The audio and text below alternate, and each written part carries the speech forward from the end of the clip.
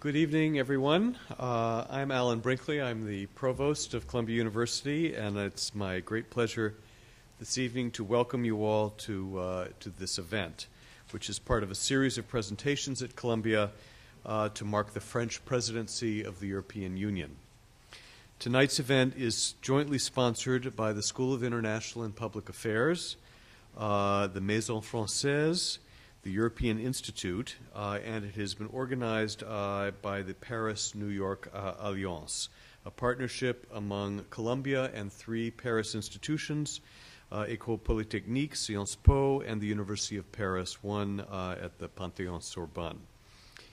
In the course of the last 6 years, we have built a very rewarding relationship for both of us, I think, with our alliance partners, and that relationship has not only opened up many intellectual opportunities for all of us, but has also helped bring many people to Columbia to speak with us, including today's speaker. And it's my honor this evening to introduce Jean-Pierre Jouyet, who is currently the Minister of State with responsibility for European affairs in the Ministry of Foreign Affairs in Paris. Monsieur Jouyet has been in the French government since 1980 and in 1991 joined the cabinet of the President of the European Commission. In addition to working in the office of the Prime Minister and the Treasury, he has also served as a professor at Sciences Po. He will speak tonight on the European Union and the United States, a renewed partnership for a new era. And a new era it certainly seems to be, for better or worse. And after his address, he will be happy to open a conversation with the audience. So please join me in welcoming Minister Jean-Pierre Jouyet.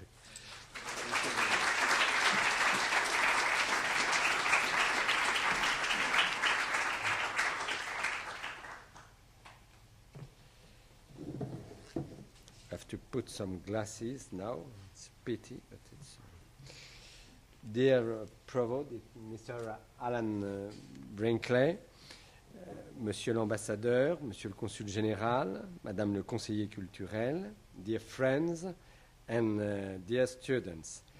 It's a great honor and pleasure for me to take part in this course of conferences organized by La Maison Française, the Columbia-Paris Alliance Program, the European Institute, and the School of International and Public Affairs at Columbia University. I take advantage of my stay in the United Nations session to discuss with you about the future of the transatlantic relations.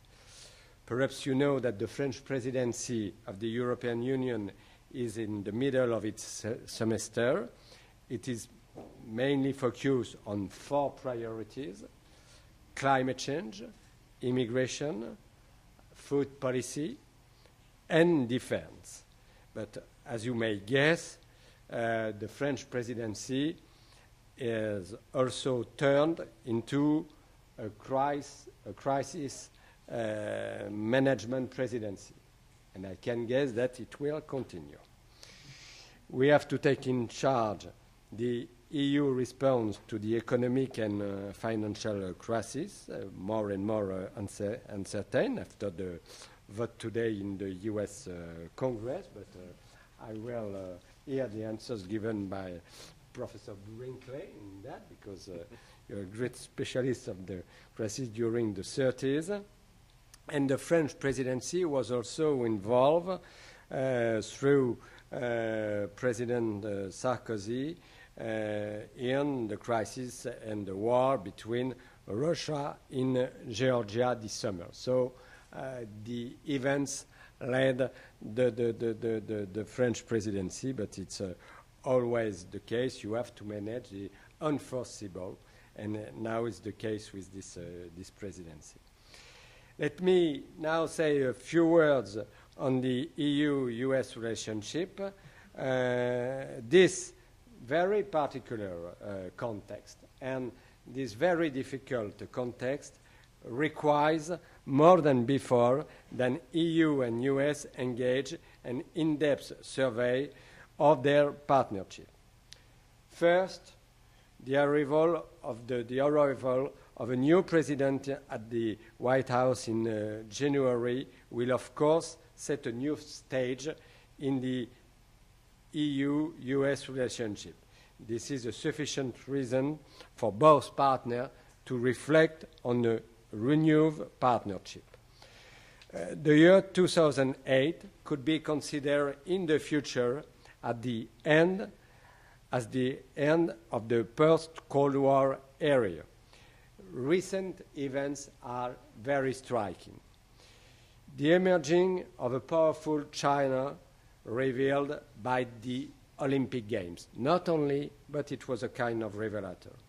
The collapse of the Doha round talks, the Russia-Georgia war, and all the turmoils around the Caucasus region.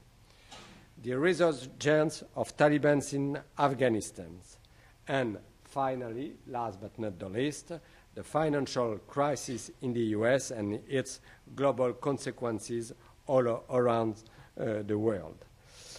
We should now be convinced that the expectation of the end of this story, and some experts have considered that it was the end of the history, but we consider that this thesis is definitely inaccurate. In an unstable world where our values are being challenged, it is time for the EU and the US to adapt to future challenges without any complacency. It is time to bear in mind that neither Europe nor the US can expect to manage the global affairs alone. In Europe, we have not this pretension. That's the reason why it's necessary to renew the dynamics of the transatlantic partnership. It is time to look where our interests lie and identify what tasks we are to conduct together and in what manner. France is clearly supportive of the renewed transatlantic dialogue. Under the French presidency, the EU has started to think about what a renewed transatlantic relation should be, respecting differences, even divergences, and based on principle of trust, consultation, leading when appropriate to coordinated response. As you know, and it's a kind of rupture, as we can say in France, or break-off, but under the control of the breach, under the control of the ambassador and the consul general, France has also clearly expressed its willingness on a bilateral basis to re-establish a confident relationship with the United States. Before considering on which priorities to build a new transatlantic partnership, I would like to stress, first of all, that Europe can be more than ever a major partner for the US. The renewed EU-US relationship can benefit from the significant progress achieved by the Europeans over the last years in the field of external action. I will put emphasis on that because it's not very well known. I don't ignore the difficulties European governments face in terms of institutional reforms. As you know, Europeans tried with the Lisbon Treaty to improve its functioning, and notably in terms of external visibility. The ratification process is difficult, it's true. We had the Irish no in June in the referendum. However, I think that it would be a mistake to consider the current shape of the European Union should be only featured by these difficulties. We have institutional difficulty. We are determined as a French presidency to tackle with and to try to solve that. But in terms of global influence, the European Union is a union which has gained much confidence in itself and stands ready to play its full role on the international scene. And I can give you few examples to stress this reality. And this reality, for me, it's more obvious during the last months than the previous years.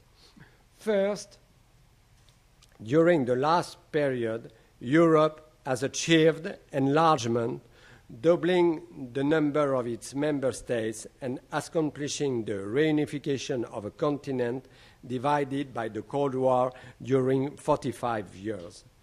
Once perceived as a threat by many, enlargement of Europe is, in fact, a real success. It did not lead to any form of paralysis of the EU, and on the contrary, the new member states bring new priorities and sometimes new concerns to the EU. And it's important to say that during the crisis, it's not over, between Georgia and Russia, the most important fact is that Europe keeps its own unity and acts in itself and as a global actor with 27 member states. And we benefit of the sensibility of the new members in this crisis. It was very important to underline that. And the enlargement, it's a new possibility for Europe to act. I'm convinced of that, and I was not when I took my job, so I want to precise that. It's a really great chance for Europe. Second, since 10 years, the EU has a high representative for common foreign and security policy. It's a very distinguished Spanish man who was a former foreign minister, former general secretary of NATO, Javier Solana. And now we have a face. You agree or you don't agree, but we have a face. We have a telephone number to answer to Henry Kissinger's famous question, what's the phone number for Europe? We have for the moment. We have to reinforce that. But thanks to Mr. Solana, thanks to this reform, Europe is now fully involved as such in a very delicate process like the E3+3. It's a structure, an ad hoc structure to deal with the Iranese crisis. And also, Europe is fully member of the Quartet to try to find Middle East peace process in that. So, taking into account that, we can say that Europe is a real actor in this in this crisis. Third, one of the most spectacular developments of the last 10 years has been European security and defense policy. Our major operations have been deployed in Europe, mainly in the Balkans, but also without NATO, and elsewhere, for instance, today in Chad, to protect refugees who have fled the Darfur crisis. And you know that Bernard Kouchner, our foreign minister and president of the Foreign Minister Council, is very dedicated to that, and he tried to impulse European policy, and he succeeded in Africa, and particularly in Darfur, in this Darfur crisis. This is a field in which our public opinion are very demanding. This gives us a real legitimacy to move forward. We want to make progress in coordination between the EU and NATO, and in our mind, EU and NATO are not in competition one with another, but are complementary.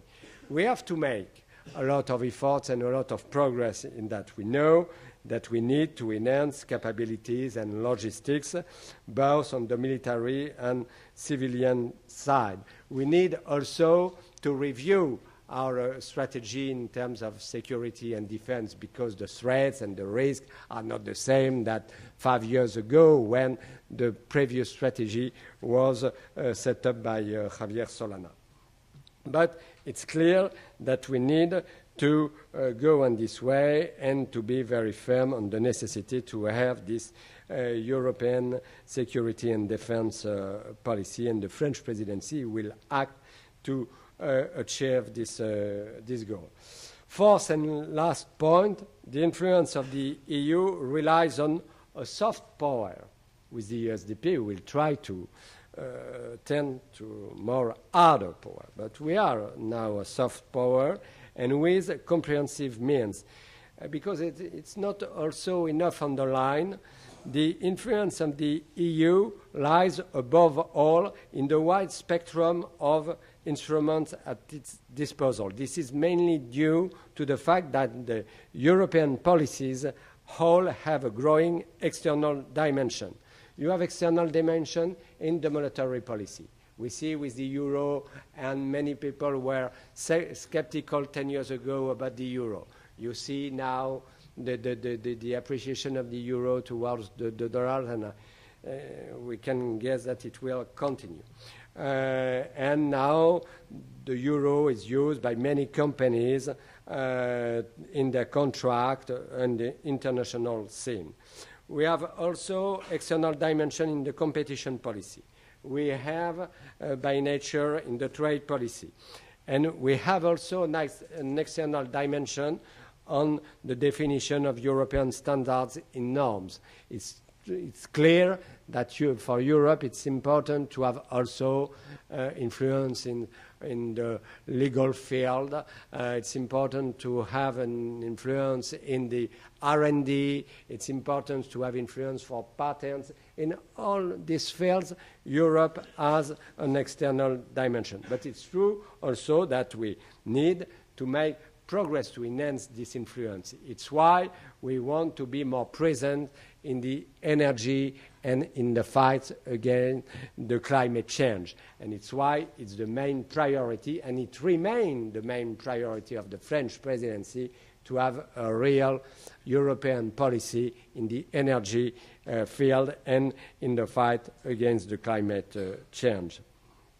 So you can see that from the affirmation of real external actor present in the different crises as a soft power, we can say that Europe is a great success. And Europe, the EU, is the only organization in the world to have reached such a level of integration among its states and to be able to action so many different instruments at a time. And the US have to bear it in mind when reflecting on its relationship with Europe. So the European Union is ready to fully cooperate with the future US administration, and we hope that this administration will tackle all the issues very soon, because it's one cause of concern now, and share a common vision of the major challenges before us and how we intend to tackle them together. The second point that I want to stress is how, in their partnership, to deal with the current relative diminishing of US influence over the world affair in the economic but also in the political field. Because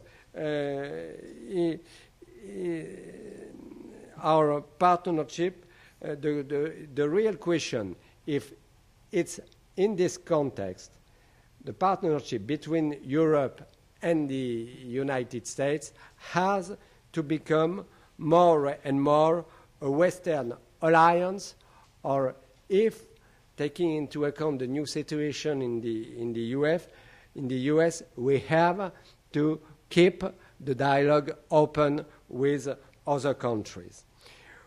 To my mind, the Western alliance can be a real temptation for both Europe and the United States, but personally, I think this would be a wrong way.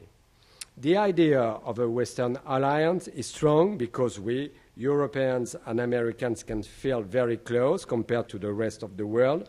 We can also consider most of the times a reluctance from other powers to share responsibilities and to dialogue with Western powers. It's true.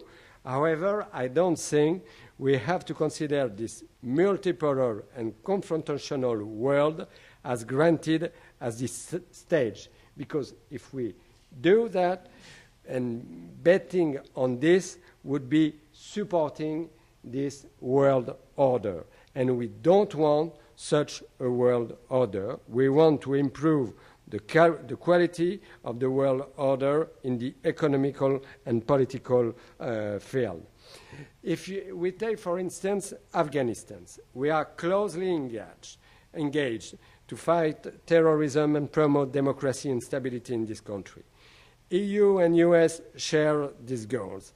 However, we have to engage with the Afghan people not as Western powers trying to impose a model. We have to dialogue with other countries, other cultures, in order to promote a lasting peace.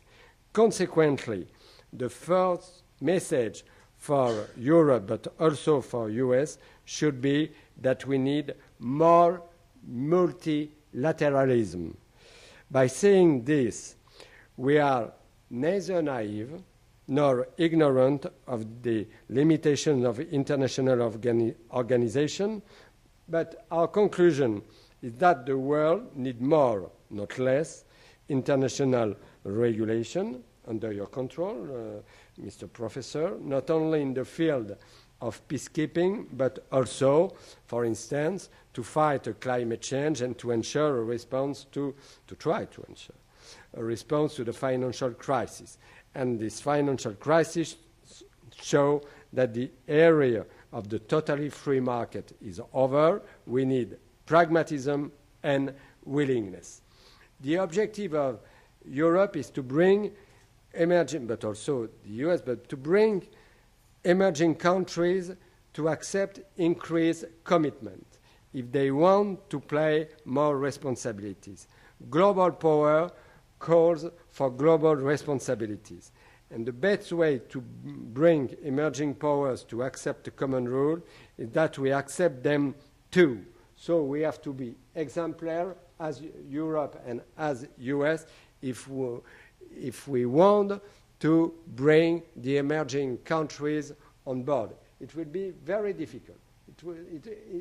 It is, according to my mind, one of the most difficult challenges, and it's why we need to renew the dialogue between Europe and US. Because the links with the great emerging countries, it's not so obvious that many people can consider when you hear, for instance, the different responsibilities to fight against the climate change or fight to the food crisis, as we discussed within the United Nations under the umbrella of the General Secretary Ban Ki-moon. And it's clear that there is, on the trade issues also, as we observe, we need to take into account in our dialogue the new power of this country, and it requires a revival for our partnership between Europe and US. And the financial crisis, it's a good example. The situation, and it's an understatement, it's a very serious, and it's a real threat for the international economic and financial order, and it's why President Sarkozy and other leaders consider that we need to have a real reflection on the very foundation of a world financial order, and it's why President Sarkozy proposed to have a leaders' meeting within the G8, but with also the great emerging powers before the end of this year. And taking into account the last events, I think the soonest will be the best. How can we conceive a solution without China, which holds nearly 2 trillion trillion as a currency reserve, and it's now the main holder of U.S. Treasury bills. We have we need to have this dialogue. How? It's another question, but the necessity to engage the dialogue makes no doubt. As you can see, I'm strongly convinced that the European construction will make new progress. I'm confident in this. We are now in difficult times, but I think that now Europe has the capacity, could have the capacity, if it is able to solve the institutional issue, to be a new actor for the stability in this world. To conclude, I'm convinced that Europe and the US have a common interest more than ever to renew their partnership. The confrontational world requires it now. But to change this unsatisfactory world order, we need also, more than before, to enhance our cooperation with other partners, other cultures, and other civilizations. Thank you very much.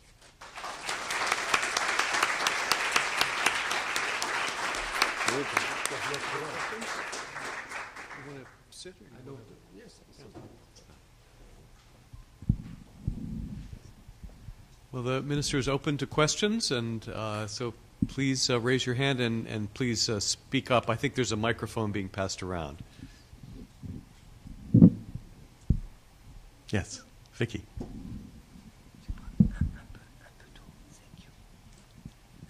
Thank you for your comments. There's been so much talk, at least about the Mediterranean Union as being the main project of Sarkozy. Usually we speak of I've heard spoken of the Mediterranean Union without any reference to the United States. But I'm wondering if you could talk about the implications for transatlantic relations, speaking about the Mediterranean Union. It's a very good question, Madam, in that.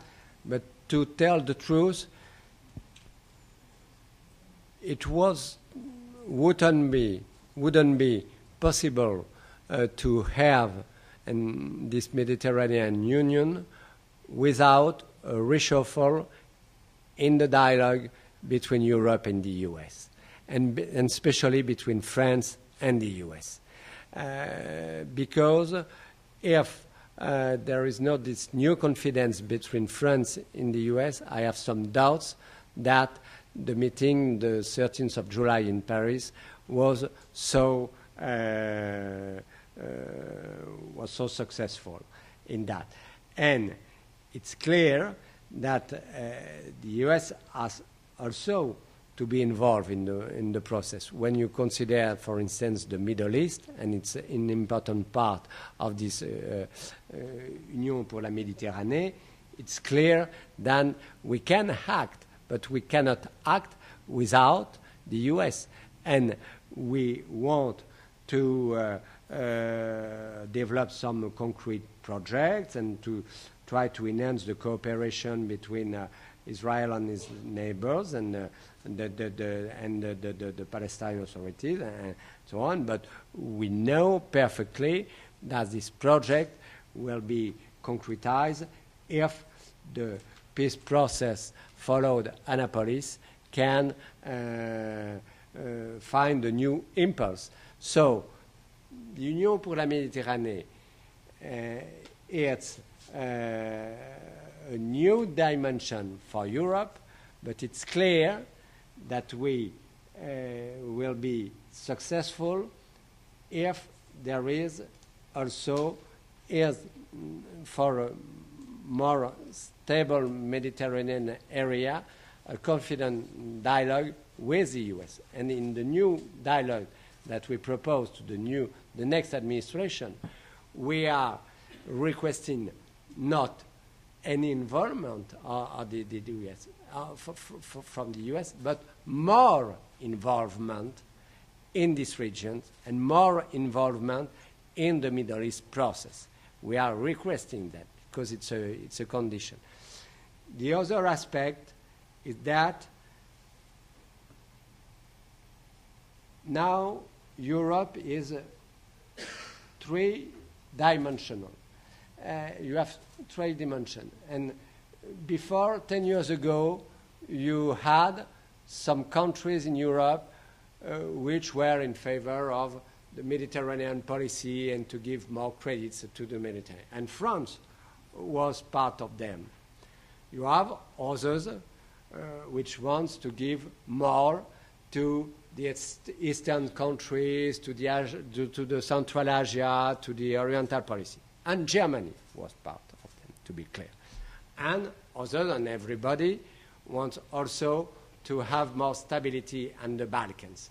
The last events give more focus on the Caucasus and the eastern border of Europe. But now Europe, to maintain stability, has to manage three aspects for the oriental border, and we need to enhance the neighboring policy in that and to find new partnership with Ukraine, for instance, with Moldova, with Georgia, when it will happen.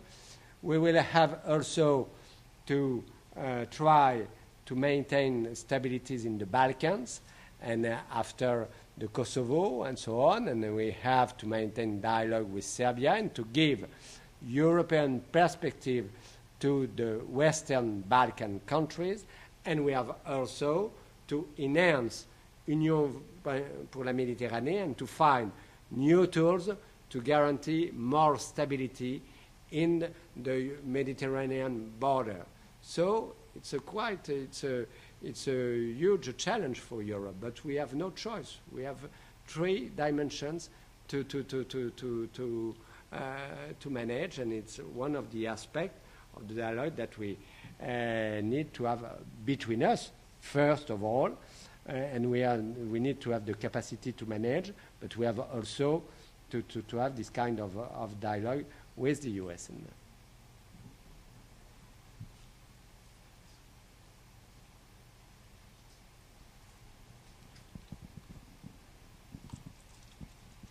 Bonsoir, Monsieur le Ministre. We know that the United States have programs to improve democracy in the Arab world. Are you considering making or building a joint program with the United States in this field to improve democracy in the Arab world? Thank you. I think that as I tried to explain in my presentation, that we have to be very careful to impose our model. What could be the part of the world, the Arabic world, the Asian world, the African world, and even in other countries, South America. One of the things which strike me, and I know that Bernard Kouchner shared this view, is the fact that we are no more a model for most of the countries, for the Arabic country, but also for the African countries or for the Asian countries and even for the Latin American countries. They don't want to have a model. They are telling to Europe and to the US, please, you are your model, you have your story. We know that we need to make efforts on that, but don't impose our models. And for instance, when you are taking the African conflicts now, and when you want to create some interference, or you want to have mediation, or you want to send peacekeeper, you have now some reluctance from the African countries who are telling to Europe, please, it's you are a white power, you are a Western power, and please let us solve the issue.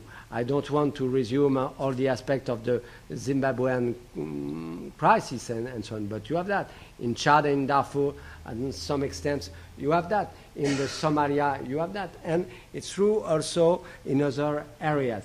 When you are discussing with the great emerging country, for instance, with India, and so on, India is telling us, and we observed that during the discussions in the session in the United States, you are very kind, it's very good, you can improve the democracy, you can improve, you have a pluralism aspect, or you can also, it's very kind from you could be exemplar to fight against the climate change, but it's your model. It was your responsibility.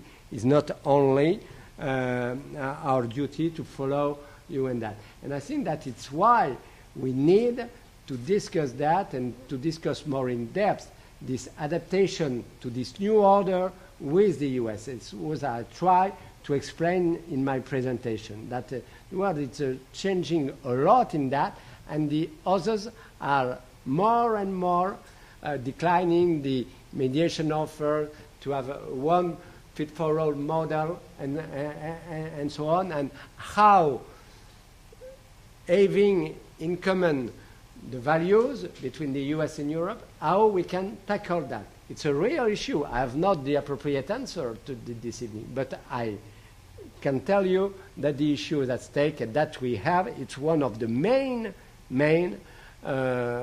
goal of this new partnership between Europe and US. It's why the European mind has to change also.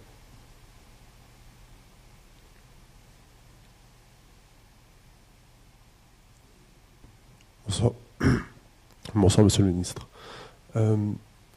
Coming back to the interaction between Europe and the US, and in particular the position that some developing countries like India and China are taking, in the context of climate change, considering the fact that the EU has gone a lot, taken the leadership in a sense in terms of climate change action, how do you see the strategy from the EU's perspective? Or what future do you see with EU-US cooperation to engage developing countries in participating into the mitigation aspect? Thanks. As you know, we have different view with the US on that, and we are expecting a great change, whatever the new administration, but we are expecting great change in the US to that. And you have some states in the US who are very exemplary in the fight against climate change. First, I think that at the end of the day, for the poorest country and for the developing country, it would be very difficult to have very concrete commitments and so on. We know that it will be difficult, and more difficult today than yesterday, taking into account the financial and economic crisis now around the world. But we need to have, because it's clear that US, Europe, Japan, and the major industrialist countries, and Russia also are the main responsibles of the greenhouse effect, and that for the less developed countries, they are properly affected by the climate change. When you consider the natural catastrophes in Bangladesh, for instance, in other in African countries, the consequences of the deforestation in some zone in South America, when you consider the impact of the hurricanes in the Caribbean and so on, you see that there is a link on the natural catastrophes and the fight against the climate change. And you cannot ask to the African countries, to the less the less developed countries in Asia, to make efforts on it. For me, I would be caricatural, but to be very well understood, for the less developed country, the fight against the climate change must be free for them, must be free. We have, as Europe, US, Japan, and the richest country, to make all the efforts on that. The most difficult thing is the dialogue with the new emerging power, and with China and India. And the real challenge in the next conference in Copenhagen is that they know that they have to do something. India, China, Brazil, and so on. They don't want because you made the transition and you have to make twice more, if I want to summarize, than we are able to do now.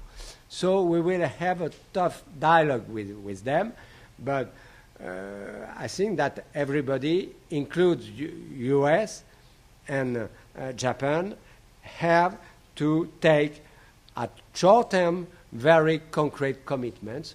We are doing that in Europe. It's not easy because, as you can understand, the different companies, the lobbies and so on are quite against in Germany, in France, in other countries in Europe. But if we don't do that, you will not have success next year, and we will have not only an economic crisis and a financial crisis, but we will have in more a climatic crisis and so on. And we will add difficulties to the current difficulties instead of finding some solution. It's why we need to have, to fight the climate change, a real and a closer cooperation between US, Japan, and Europe. It will be, I repeat, very difficult, but we have no choice. And for the less developed countries, it is for free. It's my recommendation.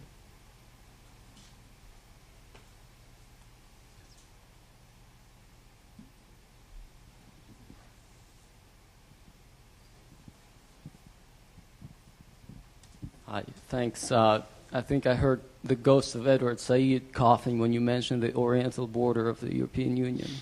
But my question is,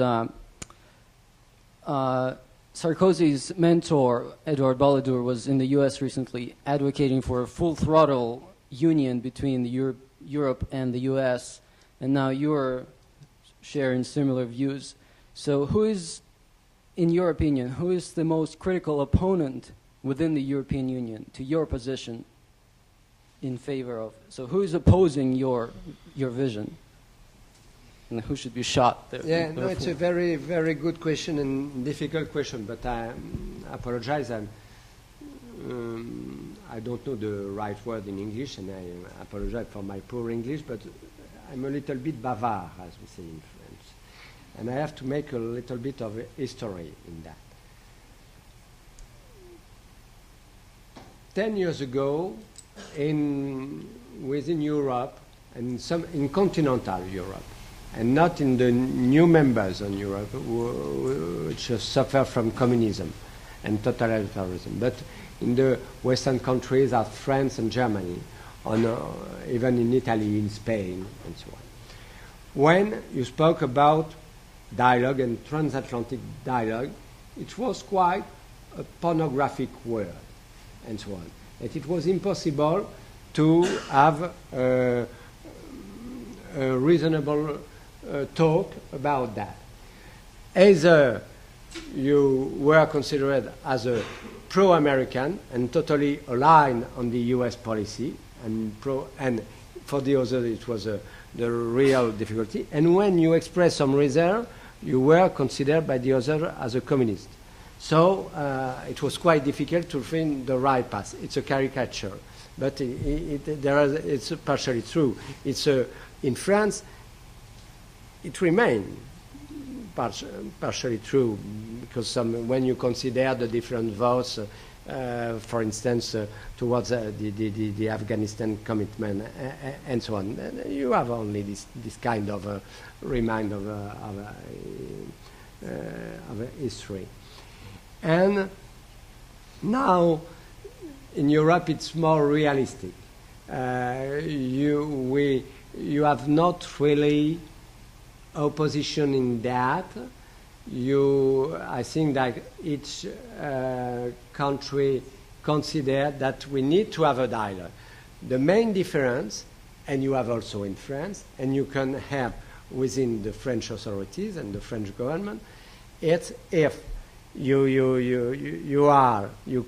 can summarize this new dialogue in terms, and it was the sense of the question a few moments ago, in terms of Western alliance and Occidental framework, or if you consider that you need to have a dialogue with the US, but with a frank, open, and that dialogue remain open to others, and so on. I think that now it's the main difference. You have nobody in Europe against the dialogue, but it's true that it remains a debate on the content of the dialogue and the combination between the reshuffle of the dialogue and the vision about is it Occidental alliance, Western alliance or not. And on these terms, you can debate, and you will have a debate, but it's quite sound and sane to have this kind of debate.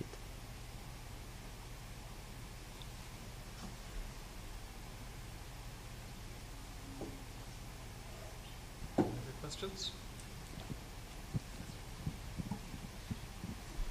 Bonsoir, Monsieur le Ministre. One of the challenges to creating a common foreign policy in Europe is harmonizing the interests of individual member states. And this is especially evident in their relationship with Russia, as an example. And the US doesn't quite face that challenge in formulating its own response to Russia or having a relationship with Russia. In terms of cementing transatlantic relations, what kind of challenges do you see coming up because of the fact that member states are not always having the same interests, and that is going to impede the common foreign policy program? And what role will Europe face in between the United States and Russia? So, also a good question. First, I think that Europe has not the same view and not the same interest than the US towards Russia, because the history, because the reality, because Russia is our neighbor now, with the Baltic states and so on. It's different, because with the energy policy and the dependence on the policy, and we are more interdependent links between Europe and Russia than there are between Russia and the US. It's the first thing. The second thing is that when you consider the last events, we find the appropriate balance between different interests and sensibilities between the member states. It's true. We had before at the beginning of the year about the Kosovo, for instance, but we try to maintain also a united position within Europe towards Russia. And I think that we were successful on that. And third, I consider with the last events that we can have different views, but in the external policy, we made a lot of progress taking into account the conflict between Russia and Georgia, because we were successful. We act rapidly. We propose a mediation. We find a middle way between countries such as Poland, the Czech Republic, and so on, that are quite adverse against Russia, and the others which has other interests like Germany or even our country and so on, and the UK, and we find the appropriate balance. So I consider that whatever the difference of interest between the different countries, the line towards Russia is well set up within the Union now. We have considered that the recognition of the independence of South Ossetia and Abkhazia was totally unacceptable. We asked to the Russians to retreat their troops as they were before the 7th of August. We are requesting for an international inquiry and survey about the beginning of the conflict and the way the conflict gone on the way. So I think that now I'm more optimistic for the external policy of the EU than before.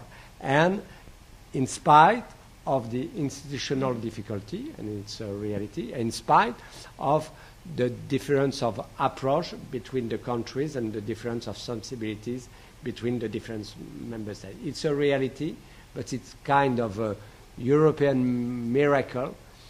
It has worked, and we found the appropriate way because somewhere we had the feeling that it was the existence of the Union in terms of actors and towards Russia, which was at stake during the last crisis. And I think that Europe is making progress in its unity in the external scene.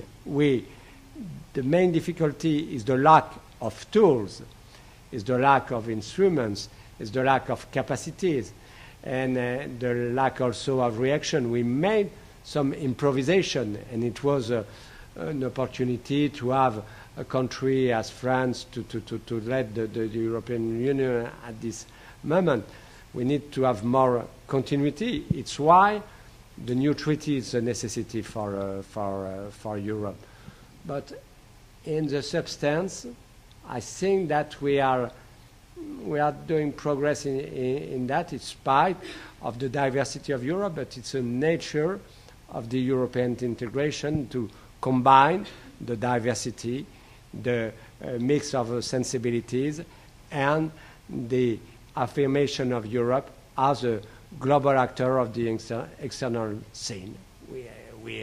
Even if you consider no more the relation with the Russia and with the US, and we know that there are differences on that, but if you consider even the economic and the financial scene, you can see that Europe will try to find the appropriate answer and try to act with its own tools. One of the foreign European, one of the most bizarre things is that for the founding fathers, they consider at the beginning that it would be only an economic union. And viewed from abroad, it's always the feeling. And with the crisis of this summer, and when you consider the progress made in the economic field and the external policy field, you can consider that now you have more progress in the policy union than the economic answer, to be frank with you in that. And it's quite a paradoxical situation when you consider the history of the European Union in that.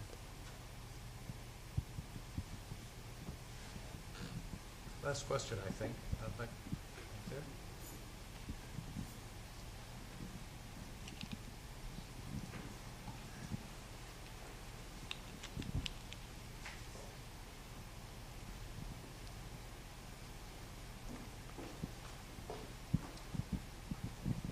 You mentioned the involvement of the EU in the quartet to solve the Middle Eastern problem. In the press, we read very little about the involvement other than possibly a visit here and there by Solana. And Tony Blair is involved in Palestinian institutions rather than in the actual peace process. Is there a level of comfort here for the European Union in being a broker in this process? I think that we try to fulfill the role of honest broker. I think that for Europe, we try to be present and involved, and you mentioned Tony Blair and Javier Solana and others, and I think that we also are making progress under the umbrella of President Sarkozy and Bernard Kouchner on that way. But it's clear that we have to tackle difficult issue taking into account the domestic situation in Israel and taking into account the Palestinian territory, the situation between the Fatah and the Hamas and the reconciliation process. So it's not so easy. But I think that our goal today is to make proposal, to have to give impetus to the negotiation, to deliver technical assistance to the Palestinians, to improve the peace process, and to have, when we will have a new U.S. administration, to wait for two things. First, it's a larger commitment of the U.S. administration in this conflict, because there are a lack of commitment in that, and we suffer a lot of this lack of commitment. And second, we are waiting for discussed proposals to make progress, to not to come back to the status quo ante situation. And even if we are on the way progressing in the negotiation, in the talks, in the technical assistance and so on, I think that we would have fulfilled a part of our role. I think that we know very well that we are not able to solve all this issue, but we have a window of opportunity, and in the coming months we need to make some proposal, and we are very dedicated to do that and to in the dialogue with the U.S., and it's a very important part of the transatlantic dialogue. It's why we propose that we need to have some proposal on the table to tell to the new American administration, you see, the starting point is this one. It's no the point that there are 6 months ago or 9 months ago. And we try with the new Israeli authorities and with Mahmoud Abbas and the Prime Minister Al-Sayed to find the appropriate way to find a way to progress on that. It's our goal in that. Step-by-step approach, but to consider that they have a step made by the quartet in that country. Well, on behalf of all of us, I want to thank Minister Jouyet for joining us this evening and for giving us such an interesting picture of the U.S. and European relationship. Thank you very much for coming. Thank all of you for coming.